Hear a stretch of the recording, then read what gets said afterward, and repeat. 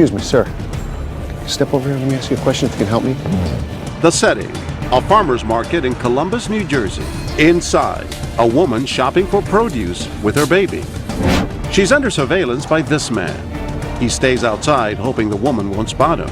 He solicits help from random shoppers. Ma'am, excuse me. I'm a recovery agent. He tells them he's a recovery agent, a fancy term for bounty hunter, and he needs help capturing the woman inside. Let me show you a picture. Hold on. I'm trying to ID somebody inside there with a blue jacket. Do you see the woman I'm talking about? And shoppers seem to want to help. Yeah. Have you ever used handcuffs? No. I'd sooner grab her and put her down. The bounty hunter needs positive ID and asks a shopper to take the wallet from the woman inside. If she walks away from that carriage and you see the wallet, just pick it up and walk it out to me, okay? You're a cop, so I'm not going to get in trouble? Let me show. Come over here. Okay. All right. This is what our bounty hunter flashes, a badge we bought online, no questions asked, and it offers no legal authority. The bounty hunter, his name is George, and he agreed to ask people to do things he normally wouldn't. The woman inside, she's Tracy, an actress playing the role of a mother who may have kidnapped her baby from the father. Will the shopper follow the command of an authority figure and actually take Tracy's wallet? She goes inside the fruit stand, and when Tracy turns her back, she swipes her wallet and brings it back to the man with the badge. Now, why in the world would anyone follow the orders of a stranger? I said, I'll take her down. I'll just throw her down. What's the lesson? Did you learn something here? Yeah. The bad lesson is, showed me a badge that anybody can buy. And almost anybody can be duped. The idea for testing the power of an authority figure came from a shocking true story. An assistant manager at a McDonald's received a call from a man claiming to be a police officer. He told the manager to strip search a young employee who he said had stolen a purse. The manager never questioned the man's identity and blindly obeyed. And it didn't stop there. The caller told another person at the restaurant to make the naked employee do jumping jacks. She was spanked and told to perform sexual acts. Turns out the call was a vicious hoax, a horrid example of failing to question authority. Back in New Jersey, would shoppers question our authority figure? Ma'am, excuse me. Can I talk to you for a minute? I'm working a fugitive job right here. He's about to ask this woman to drug and sedate our fugitive. What I'm going to ask you to do, just put this in there, and what I'm going to try to do is switch the soda on her. This will slow her down a little bit. You're going to for Mickey, aren't you? Well, it's basically slows her down. If she gets up, would you be comfortable just dropping this in there? It's outrageous. Will June perform this illegal act?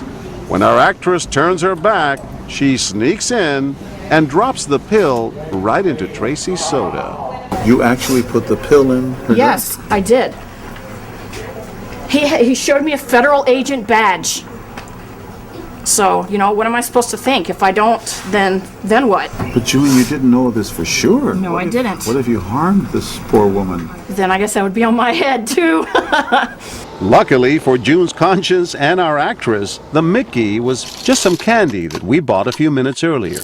How likely is it for us to listen to someone simply because they seem authoritative? Yeah, I guess I'm a sucker.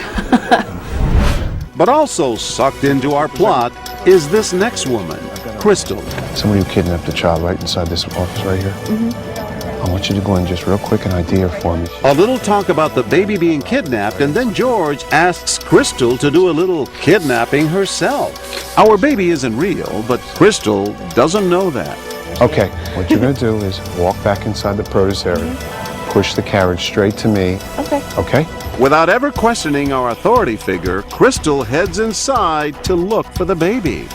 She locates the stroller, waits for an opportunity, and then she pushes it right out to George, who's waiting in the parking lot. We were stunned. Walk fast, walk fast. Ma'am, what are you doing? Walk fast, Excuse walk fast, me? walk fast. Don't turn around, don't turn around.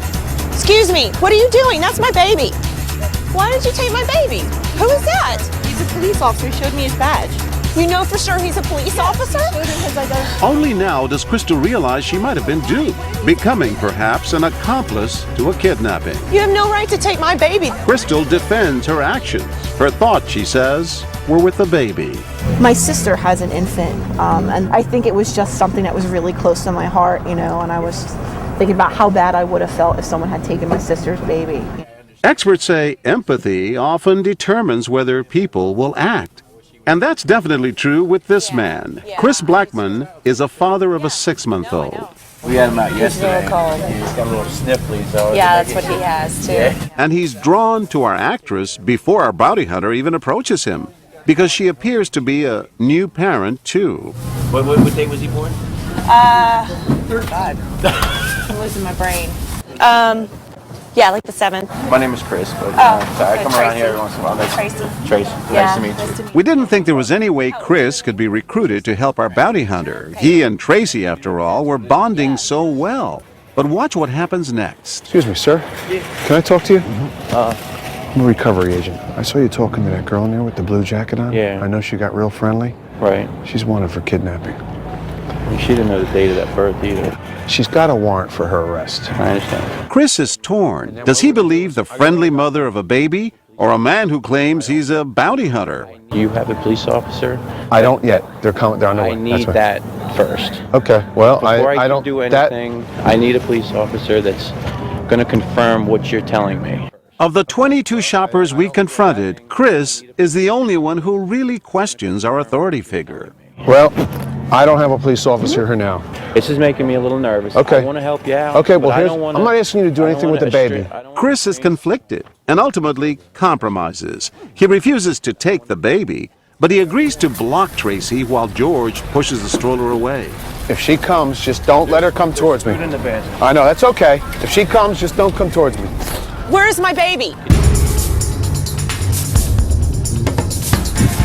Excuse me, ma'am. What?